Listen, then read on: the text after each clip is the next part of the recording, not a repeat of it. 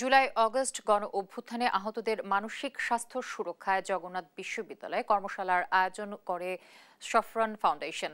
শনিবার মার্কেটিং বিভাগের অডিটোরিয়ামে নির্বাণ প্রজেক্টের আওতায় দিনব্যাপী এ কর্মশালা পরিচালনা করে সংস্থাটি।